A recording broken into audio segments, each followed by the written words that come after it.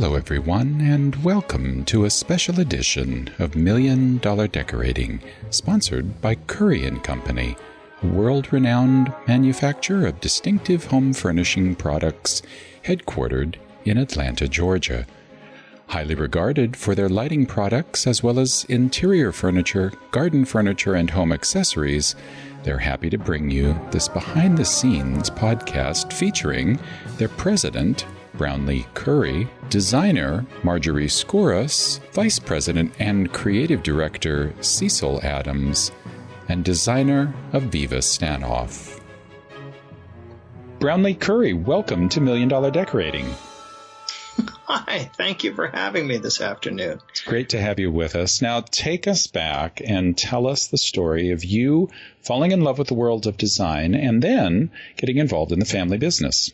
Yeah, I'm not sure that it started with falling in love with design. I fell in love with making things. And as far back as I can remember, my father, we always had workshops. We always had a cabinetry shop. We always had somebody building something. And so as a child, I spent lots of time around his offices. And often the most interesting things going on were people making stuff. And so I spent perhaps unseemly amounts of time in the carpentry shop watching people put things together. And so I spent my summers frequently, when, as all good elementary school children do, when we were out of school, often my father was driving somewhere in the Southeast where he was having things made. And so he was buying fence parts in Birmingham, Alabama, and he was buying willow furniture in North Georgia. And he was, having chairs made at the Georgia Chair Company and so on and so forth.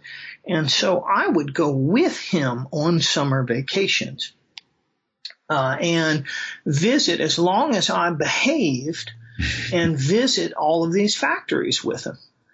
And so that really got me started on wanting to make things. It sounds like a pretty great training ground in preparing you for where you are today. Yeah, well, I think it was. And honestly, I mean, that education continued. My mother, who's pretty astute early on, figured out that the Cub Scouts and sports teams were just not going to work out. And she put me into a whole variety of art classes. And so I was off and going and looking at and doing things with my father. And my mother had me studying drawing, painting, lots of ceramics, all kinds of things like that from a pretty early age, from somewhere around, 11 or 12 years old. And so I had these very hands-on opportunities to do things. And I think that may have sealed the deal. Mm. No turning back at that point, right? Yeah, no turning back at that point. We were going to make something at some point. And I went to college. I went to a wonderful small liberal arts school in Ohio called Kenyon College. And I was an art major there. And I studied photography and sculpture and the great part was it was a liberal arts school. So I did things like learn how to write and how to read and how to really work. Mm. But I was finishing school and I remember talking to my father and he said, well, what are you going to do when you finish school? You realize that you can only stay here for 30 days when you're done, and that had been the implicit deal. He'll pay for college and I get the heck out in a month afterwards. And I said, well, I'm not really sure, but I'm awfully interested in the business, meaning what we called at the time the furniture business. And he said, well, that's great. I'm glad you're interested, but you need to realize, you can't come work here because I don't want you. You don't know anything. And so I think that was maybe a Thanksgiving break or something like that. And then around Christmas time, I came back home and we were having the extension of that conversation. And he said, if you want to work in the business, and this would have been circa 1996, or late 1995 and then carrying over into early 96. He said, really today, our customer is a retailer, and you really need to understand how the retail trade works, because that's the customer. That's who buys all these things that we're making or were making at the time. And so really, if you want to be in the business, you probably ought to start there, and you need to work somewhere else at least 5 years. And he went further to say, if you're going to work in the retail business, you need to go work for somebody, preferably with national reach, and preferably for someone who maybe actually has a training program, rather than just using you as cheap labor for a few years. And I was given some guidance as to whom that might be. And I think we came up with a short list of Crate and Barrel Furniture, Pottery Barn, World Market, Eddie Bauer Home, who were all doing right well at that period in time. And I began calling around. And of course, my father had strategically arranged for me to call the right people without knowing it. And so he had really helped make some of these arrangements. And I was too dumb to understand that probably. And Crate and Barrel were the only people that talked about having a training program.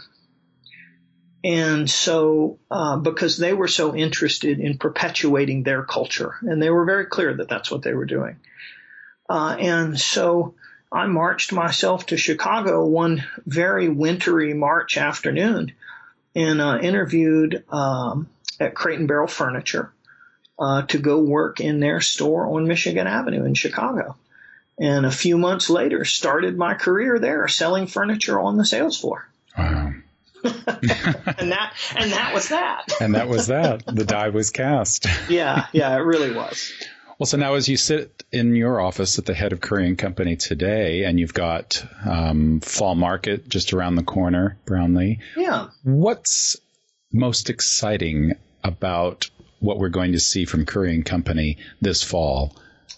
I actually think that there is a couple collections of Japanese things that are particularly exciting for this fall. Mm-hmm. And so our creative director, Cecil Adams, and I were having conversations about these various Japanese influences that we were seeing certainly in fashion, and then really trying to figure out, well, how does that begin to translate to what we do?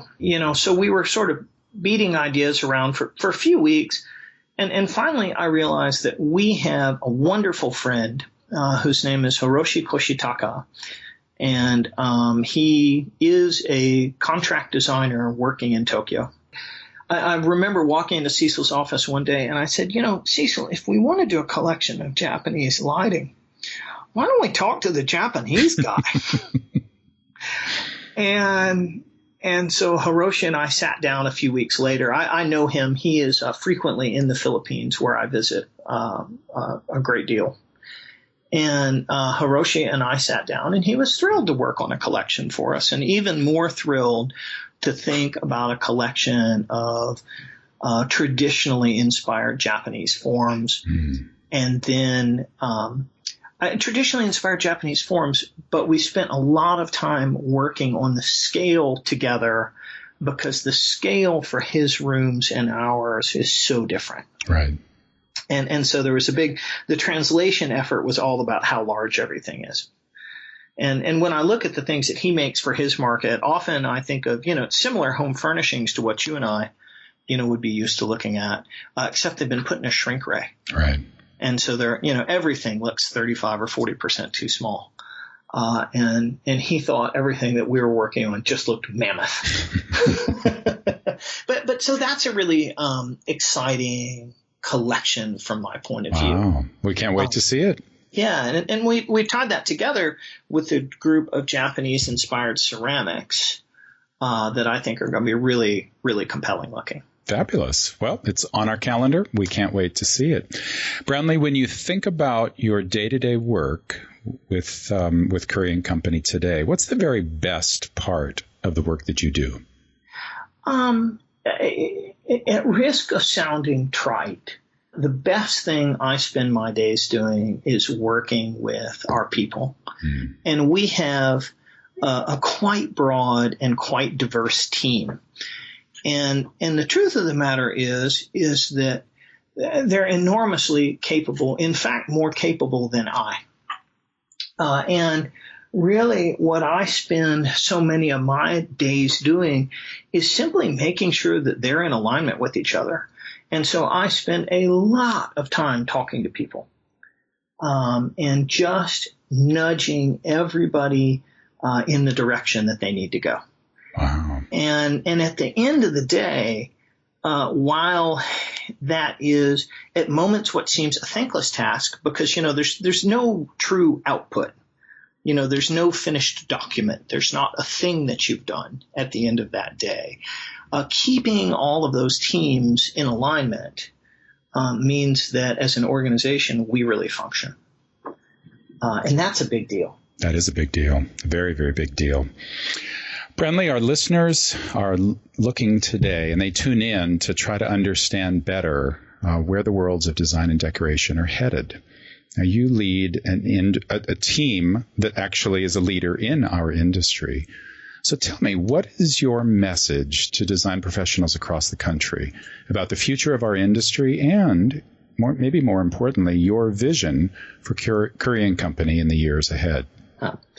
Well, and I think the people that are really, really thinking about the industry and where the business and the trade are headed, I think everybody has probably identified the same thing at this point, which is we are all facing an era of unprecedented transparency and transparency of information. And so that means that particularly for so many design professionals and for retailers, that their traditional business models don't function as well when their customer knows everything about everything all the time.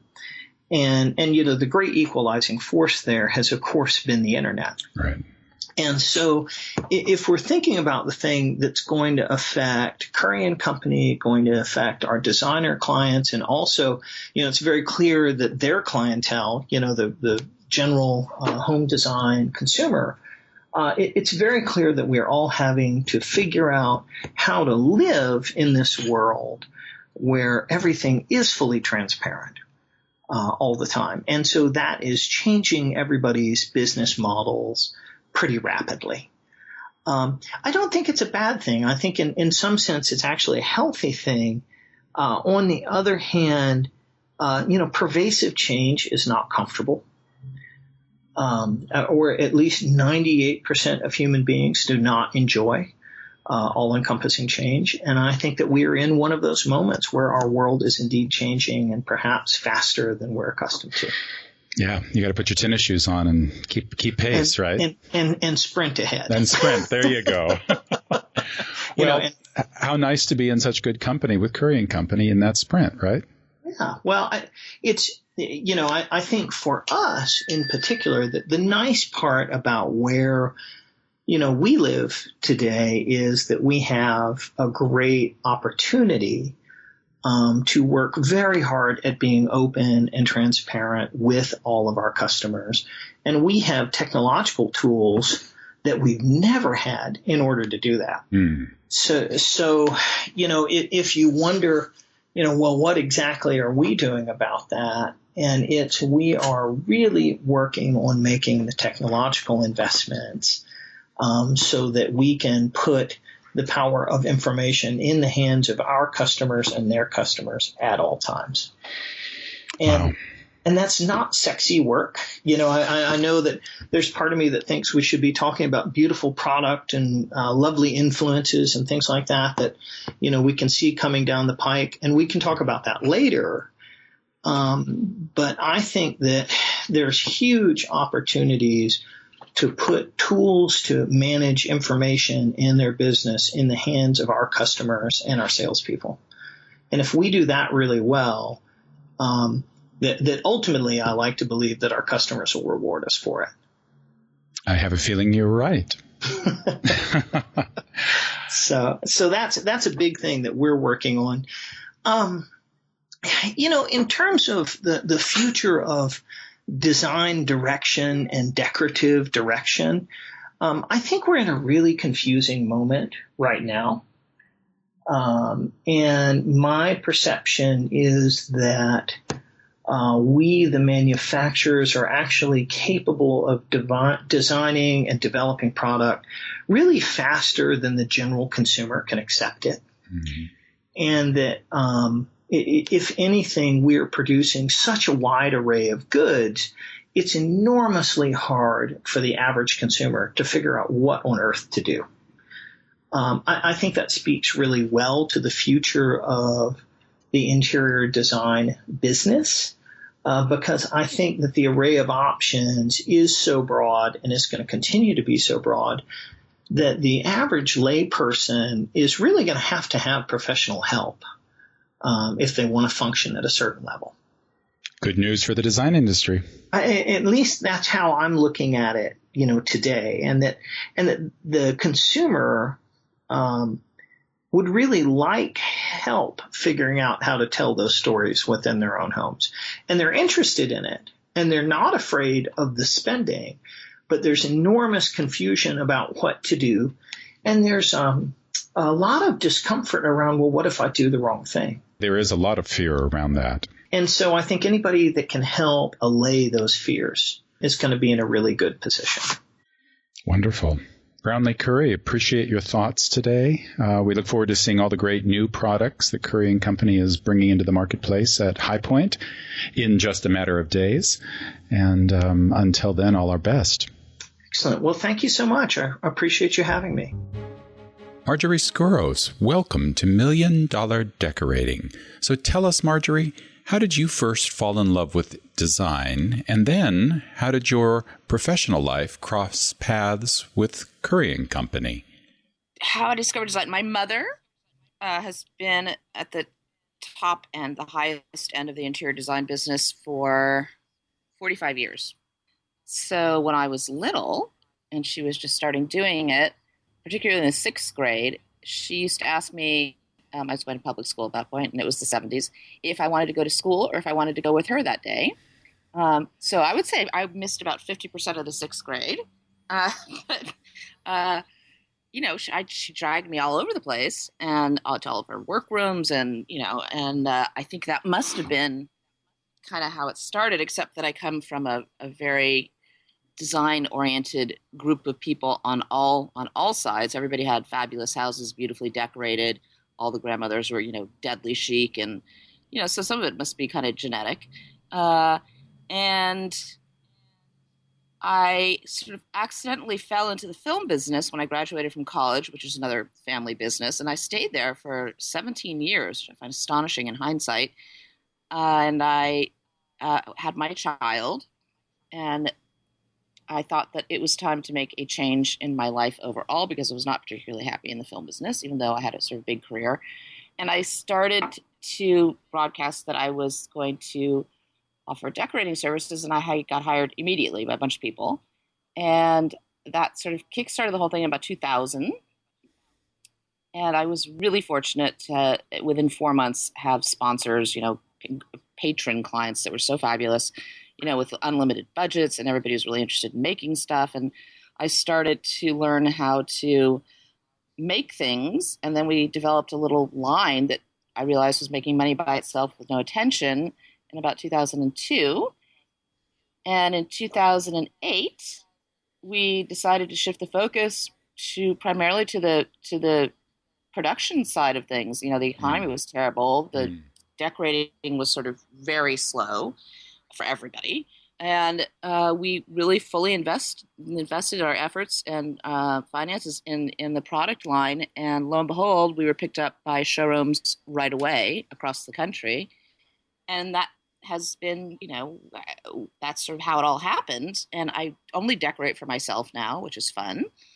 And the line has grown and grown and grown and grown. And the logical next step was to explore the licensing arena. We went to High Point with our product, which was hilarious when we got there and we saw what the price points were versus our $8,000 chandelier. So that's kind of a waste of a bunch of money. But on that trip, our turquoise chandelier was featured on the cover of the market edition of the trade magazine down there. And I had a licensing agent. It was a new relationship with whom we still work. And he said, I think that, actually we were having a conversation. I said, I wonder why nobody's doing faux bois furniture in this sector of the market. And he said, oh my God, I need to take you over to see Currey Company. And he'd known them for several years. And he set up a meeting, and I hadn't been there before. I hadn't been in the showroom. And we walked in, and there was Cecil, all dressed up. He's always all dressed up. He looked super dapper. And there was a taxidermied armadillo right there in a cabinet right in the front when you walked in. And Brownlee Currey and I share an immense fascination for taxidermy. Both of us are collectors. I thought, oh, wow, I'm totally in the right place. And then I saw, the showroom. And in that season, he had done something so incredible, which is he had taken the whole collection of seashell embellished consoles and mirrors and chandeliers and tables and plant stands and that they still offer. They're so spectacular, but he just painted everything black, and it was like the Addams Family at the beach. And that's when I knew that these were my people. It was stunning. And they evidently felt that I could be one of their people, and hence the relationship started. And we went there in December of 2010 with my little drawings in hand, most of which I finished painting on the airplane. And we had a really big, initial launch. It was really, really fun. We've enjoyed every minute of it completely. They are fabulous to work with. The quality is incredible. And also you look around at people who are having other licensing arrangements with big furniture companies or whatever, and they tend to be fairly conservative, understandably, given how the market works. But what I love particularly about Currey is that they will take chances, and we've done some really, really beautiful, unusual pieces together that have actually become bestsellers. They've carved out a unique niche in the marketplace. Of course, we always try and be consumer friendly, but they will do like the Currey chairs or the malachite secretary. We've had a lot of fun, and the pieces are so different in terms of what else you're seeing in the market and at High Point that they tend to garner a lot of attention, which is great for everybody. Of course, that's a win-win, isn't it? Now, I know you have some new things coming out at Fall Market at High Point. Can you give us some hints about what we're going to see in October? Without being specific, because otherwise I'd probably get my left hand cut off. We don't want that. No, they're very secretive, and rightly so, because we all know how that works. But I can tell you that the inspiration for the bulk of the new product is a two-pronged one. And one was a fascination that I had, and these drawings, took 2 years to realize because of the complexity of the work, and they'd never done this before, which is also why I love them, is that they fully explored and they found the person to do it, and of lighthouses and of the glass that is used in lighthouses, and the other, which I think will be an ongoing collection, for which I'm just about ready to send them another 25 drawings, is based on our mutual love of gardens and horticulture and all things botanical. Wow. And now we have to wait, right? No, it's just around the corner. but very excited to see the manifestation of all of your hard work. So, Marjorie, what's the best part about working with Currey Company? Well, they're really terrific people, for starters. They're very family oriented, and they're very passionate about what they do, and very interested in a number of all sorts of design ideas, but design ideas as they relate to your life and travels and food. And we're very much in sync, I think, on all of those levels. They have a wonderful sense of humor. And as I said, I mean, I think that I'm very fortunate to have had this particular experience, as opposed to a more traditional company or group of people, in that they will execute things that are quite different. They like that. The premiere piece for the new collection, for the new market, only a few people have seen it, family mostly, and everybody's stunned by how beautifully it was executed, and everybody has said the same thing, which was, I've never seen anything like this before. Wow. So they'll do that. Wow. That's the really fun part. Very exciting. I can't wait. Marjorie, many of our listeners are looking to better understand where the worlds of design and decoration are headed. What's your message to the design professionals across the country about the future of our industry and how your work with Currey Company fits into it? As I said, I don't really, I don't decorate for other people anymore. I much prefer this side of the fence. But I think it's an interesting time in the industry overall, in that it really has blossomed into something much bigger than it's ever been before, and the amount of attention that's being garnered is incredible. And I also think what's really great about now is the accessibility of great design at lower price points, which really wasn't so much of a thing before. So everybody can have beautiful things now. The prices are becoming more and more accessible, and I think that's great. And it allows for a broader base of people who are talented in the decorating arena to be able to enter the fray, which is also wonderful. It's an all thumbs up, and I think it's a really rosy future for everybody, and that there's plenty of space for new thoughts and the artisans. I think that's the other thing that's really great for me. We're about to move to Mexico, and all of the really talented people who are doing wonderfully beautiful, unusual things have outlets, and I think it will only continue to grow and be more interesting in terms of what's available. Nice. Exciting times for the industry, indeed. Marjorie Skoros, thank you so much for your time today. It's been great chatting with you here at $1 Million Decorating. Cecil Adams, we want to welcome you to $1 Million Decorating today. Now, Cecil is the Vice President and Creative Director of Currey Company, and I am curious, Cecil, will you tell us what it was like for you when you first fell in love with design?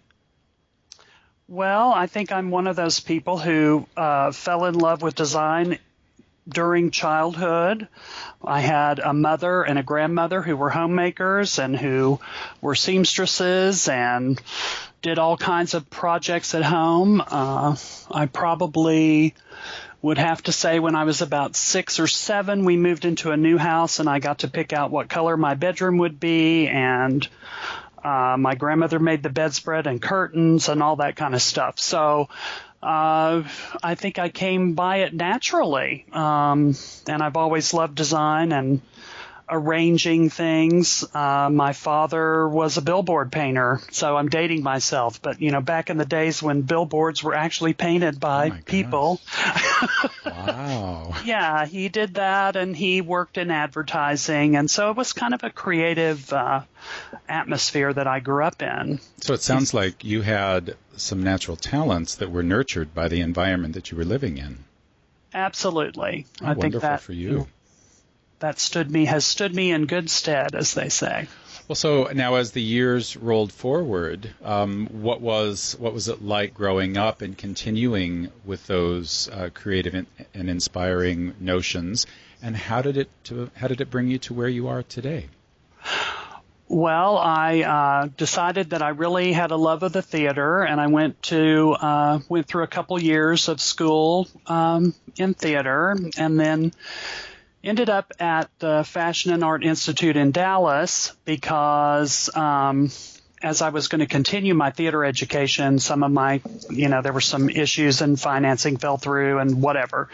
And I had a friend who said, well, come, why don't you come over here and you can get credit and spend a semester while you're figuring the other things out. And so then I got the retail and kind of fashion bug, and I ended up working my way through the department stores doing visual merchandising. And I ended up being the visual merchandising director for Dillard's back in the 80s for the Gulf Coast division. And I went to work after that, I went to work for a company called Expressions Custom Furniture, which was a custom upholstery business. And so I kind of left the world of department store visual merchandising and did furniture store visual merchandising and ran a design team. And that was really my big entrance into home furnishings. And I learned upholstery and all that, how to make upholstery and all the different aspects of that, and designing showrooms and doing that kind of thing. And during that time, I met Mr. Robert Currey.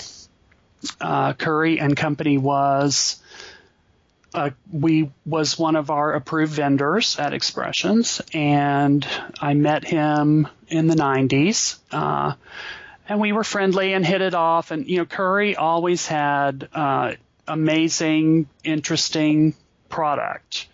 And for us, it was all well photographed, and they had a great catalog, and all of our dealers could easily shop it. So it was a destination at that time at High Point just to go see what kind of interesting and wonderful things Robert had come up with.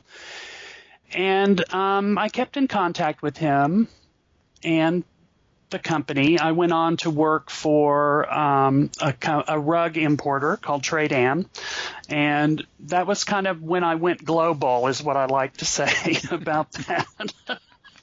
Because that's when I really started going to India and China and working on product and that kind of thing. And I was still doing showrooms for that company. And about 12 years ago, I got a phone call from Robert Currey, and he said, would you be interested in coming over here and helping us out with our showrooms? And at the time, I was working, kind of doing a lot of freelance stuff and consulting because I had left the rug company about a year before. And then I came here to Currey, and I've been here ever since. And, now I'm helping the design team, managing the design team, doing the showrooms. Or to really give you the short version of what I do for Currey and Company, Mr. Brownlee Currey likes to say, I make us pretty. And that is my job. And indeed, that is what I do. So in a very short sentence, that's what I do. But that says a lot. It really does. So you have your hands full. I do. And they are in good hands, too. So there you have it, right? Well, right. So what are you working on right now, Cecil, that's got you really excited and happy? Well, we're working on a collaboration with what I would say is probably an A-list interior design person that everyone knows, but I can't tell you yet. And we're working on a product collection with them, and I'm very excited about that. It's been a couple years in the making, and we will, God willing, and the creeks don't rise, we will launch in the spring and start the new year with this new design collaboration. And I'm really excited about that. And actually, we have a couple others that we're working on that are also coming down the pipe that are pretty exciting. Wonderful. Will we see any of them at Fall Market? We won't see any of them at the Fall Market because what we're showing at Fall Market is a new collection from Marjorie Skoros, which has really got some wonderful pieces in it, and so I'm very excited about that. But these other things I'm talking about are for next year. For next year, okay. Mm-hmm. We'll mark our calendars and anxiously look forward to seeing seeing all the great things that are coming our way in 2017 from Currey Company. Cecil, what's the very best part of the work that you do? I think the very best part of what I'm able to do here, there's so many, there really are a lot of things, but the thing that I'm enjoying the most right now is working with our design team and helping them realize and bring to life their ideas. It's really very rewarding. And not too long ago, I was overhearing a conversation from one of our designers that they were having, and they were telling someone that what they really loved about being here was all the freedom that they had to, to bring things to life, to create products that they designed, and to have the opportunity to, to be able to do that in a fairly free kind of environment. So I really enjoy making that happen and being involved with them and seeing these young people come into the market and create wonderful things. That's very exciting for me every day. Well, exciting for everyone who ever gets to look at a Currey Company catalog, because the fruits of that labor really does show. Let's flip that coin over for a moment. What's the most challenging part of the job that you have? The most challenging thing is, of course, managing all these people. How many people are we talking about? It's not that many. We have 4 here in Atlanta, and then they are all paired up with we have a design office at our factory in the Philippines. And so we have 6 or 7 designers there who are team members with the design team here in Atlanta. So they all work together, and I work with all of them. And then I have my visual merchandising team who's out on the road doing showrooms pretty much all the time now. You're a busy boy. We're busy. We're busy. Busy is a good thing, right? But I think the other thing that's difficult, and that's a challenge, is we have to have our head in 3 places at the same time, all the time. And what I mean really by places is not physical places, but maybe moments in time. Right now, we're getting ready to introduce the new collection at the October show. We are building samples for the next show for spring 2017. Those samples are all designed and being built, and so we're paying attention to those. And we are designing fall 2017 concepts. And so at any given moment in time, you have to be able to, get yourself in one of these 3 places so that you can answer questions and, keep the ball rolling down the road. And so sometimes it's hard. It's like, okay, what is that thing for? Is it for spring? Is it for fall? Is it for 2020? What's going on here? It's a lot of balls in the air to juggle, isn't it? And they need to stay in the air. That's, That's the challenge, huh? Absolutely. Cecil, when we think about our listeners today, they're looking to better understand where the world of design and decoration is headed. Now, you're a leader in the industry, so I'm curious to know what your message is to design professionals around the country about the future of the industry, and then maybe more specifically, the vision that Currey Company has for the years ahead. Well, I'm very optimistic about the future. And maybe I'm just an optimist, but I think that's a good way to be. And we Americans tend to be optimistic anyway. But I think that as time marches on, I think that designers will become more and more engaged and more a part of the process. I think more consumers will want to have that expert voice and have that help in creating their environment, because I think home continues to be more and more important and more individual as people, we talk about sanctuaries and resting and, all the things that home is, and recharging, all the things that home is supposed to do.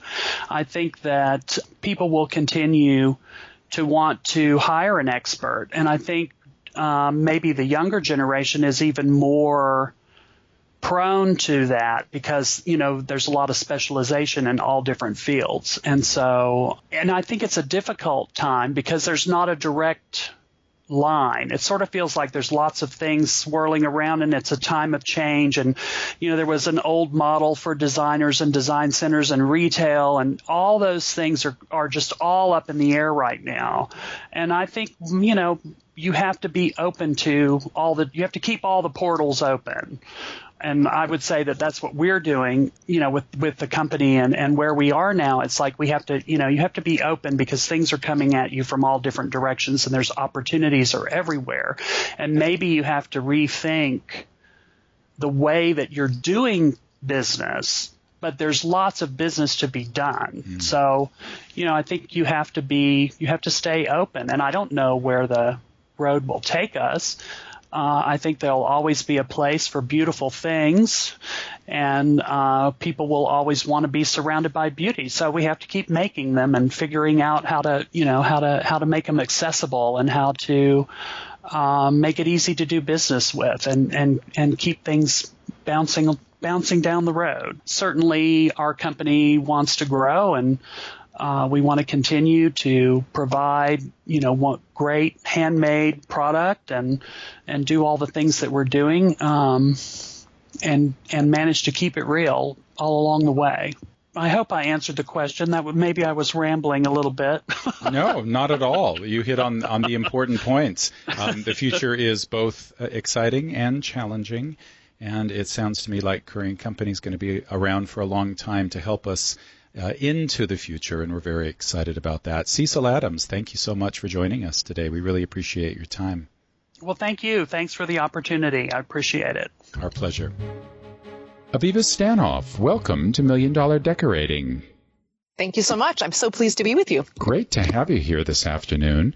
So take us back, Aviva. Tell us the story of you falling in love with design, and then how that led you to cross paths and begin to work with Currey Company.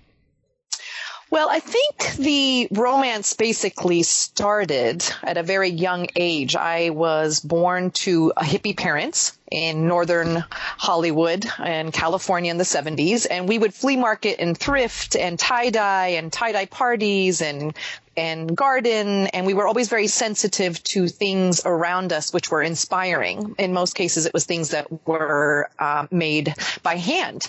My parents were in the arts, in the business of selling and buying art, and we were surrounded by beautiful things. And I think that's when the first seeds were planted. Simultaneously, I would summer in Japan, where I was exposed and made to learn very feminine arts of the culture: tea ceremony, flower arranging, calligraphy, and that also influenced me greatly, being sensitive to aesthetic things. Wonderful. What a great training ground. It was funny. Very interesting. Fabulous. I had nothing to do with it. Mm-hmm. Yeah, you were just a happy bystander, right? I really was. I was just a little twiggy in a Zen stream, I guess. Lovely. What a great place to be. So then the stream carried you, and suddenly you were in front of Currey Company. How did that transpire? Well, I started as a textile designer in fashion, and I would do inspirational and directional renderings in surface design for high runway. My clients included Christian Dior, Couture, and Donna Karan, Calvin Klein, and my job was to create inspirational surfaces for the runway. And the more exotic, the better. And it was a fun place to stomp around in with stilettos because there was no budget. And it was basically delight us in any which way you can with fabric, within a color story, and let's see what you can do. So that was my foundation in the world of design. Currey allowed me to have just other tools in my toolbox. And the thing that connected us was that they believe in magic and I believe in magic, and we are able to make something together, which is manifested in this collection. How exciting, which is now the perfect lead-in. You have a new collection debuting this fall, next month. Yes. At High Point. Tell us about it. The collection celebrates magic. I believe in magic, and the Currey collection is lightning striking, I guess you could say, with two family businesses celebrating different things that they're refined over the years. And we are celebrating natural elements, the beauty of imperfection, and how Mother Nature collides with artisanal, mortal ability. That's what the collection is about. Wow. Can't wait. I guess you're not going to be able to tell us too much more. We just have to wait and see it late in October at High Point, right? Well, I could give a few little hints. We have quartzes and rose quartzes. Ooh. We have amethyst. We have materials that are specifically chosen to celebrate the spirit of our collaboration, which is like good vibes. And again, the magic, which is all around us, and the beauty of imperfection. We'll take all the magic and the good vibes we can get, right? Yes, we will. Indeed. Well, we'll look forward to seeing all of the pieces in the collection, and we'll just have to wait, I guess. So there. Thank you so much. Now, when you think about the work that you get to do today, Aviva, what's the most challenging part of what you do? I think the most challenging part is that we have a very well-seasoned and exposed audience of highly refined eyes and taste. The biggest challenge, I think, is to continuously delight and excite with our surfaces and colors and collections. That's been the biggest challenge so far. Sure. Now let's flip that coin over. What's the best part of what you get to do? I think the best part is all the smiling faces. The best part is people when they clasp their hands together and say, "Oh, Aviva, what have you done? This is amazing. What's happening?" When we went viral in January with our mermaid pillow, it opened my eyes to the fact that design is engaging. It's universal. It's an inspirational moment to bring people together if done well. And we need to bring people together right now, don't we? I think we do. I think it's a big success if we are able to use it as a seed for thought or a seed for conversation or just plain connectivity. Can't have too much of that. Aviva, our listeners tune in to the show to better understand where the worlds of design and decoration are headed. What is your message to, let's say, to design professionals around the country about the future of our industry and how you see your work with Currey Company influencing that future? I think in this age right now, it's really, as I mentioned before, about connectivity and celebrating things together, trying to create opportunities and moments where we are connected and similarities are brought together rather than differences. I really like celebrating, as I mentioned before, the magic in combining two worlds together, three worlds together, four worlds together. In my case with Currey, it's textiles and lighting and surface design with lighting. I appreciate the fact that they bring something to the table and we bring something to the table, and together we get to celebrate beauty together. And that's something that I find very gratifying. Keep making the magic. That's all I have to say. Thank you so much, Mr. Swan. I appreciate that. Aviva Stanoff, what a joy to get to chat with you today. Good luck with the collection. We look forward to seeing it at High Point. And until we speak again, all my best. Thank you so much.